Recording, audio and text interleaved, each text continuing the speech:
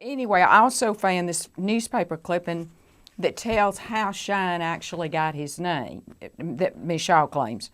Miss Shaw was the wife of Dean Shaw of the School of Education, Dean O.A. Shaw.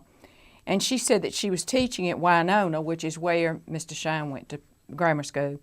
Said, many years ago when I was teaching at Winona, I got in a tight spot.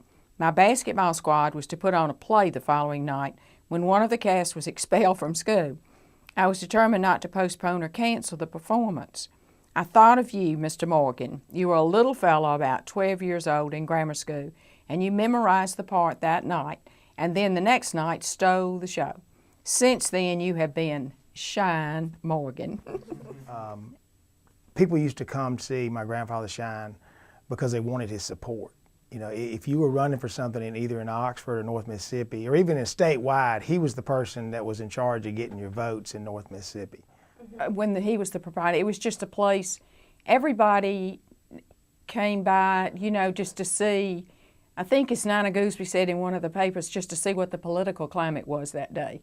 I mean, it was where everybody checked in, everybody loved Shine, and he always had something funny to say, and he made you feel really good. I mean, even if he wasn't feeling real good, he would make you feel really good. And everybody came by just because they loved him and they loved the store. It was real interesting reading about his political journey even before I ever knew him. I mean, you know, by 1957, he had already served on 3 colonel staffs, Governor Fielding Wright, Hugh White, and Bilbo. And then he, in 1959, was real active in Ross Barnett's campaign. And then Ross was elected, and that's when we started writing all those political letters for all these people that needed jobs. And that was fun.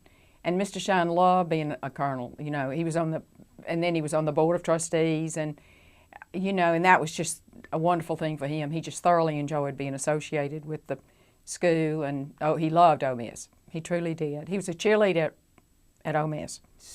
It was a great place to grow up, and it's a great place now. I mean, you wouldn't have so many people traveling here and writing about it, although it serves different functions as far as the great place it was then and the great place I think it is now. Was that back then, you know, he had Highway Patrol would come and get him to go to the games because of his political status.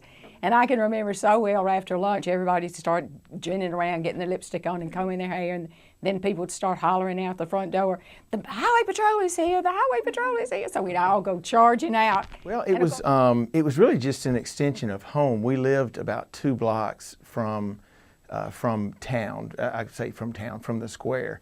So I mean, John and I would, you know, we'd take off in the morning and let Mom know, or actually we'd tell Mom that we were heading to the square, and then she'd check on the phone with Dad to make sure we'd gotten there. I do remember that, or call when we got there.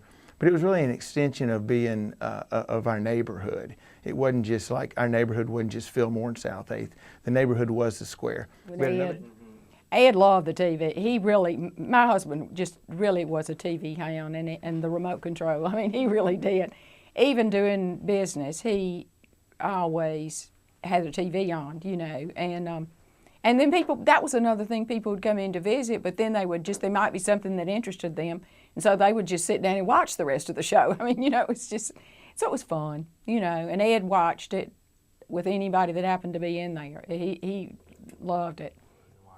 Well, it basically closed because, you know, the same reason most stores closed is because, you know, he went out of business. But, and, you know, a lot of people tend to blame something like Walmart or bigger, you know, bigger chain stores. But, you know, the truth of the matter is you kind of have to adapt with what you do. And Dad wasn't the best at doing that. He really loved what he did and hung out there.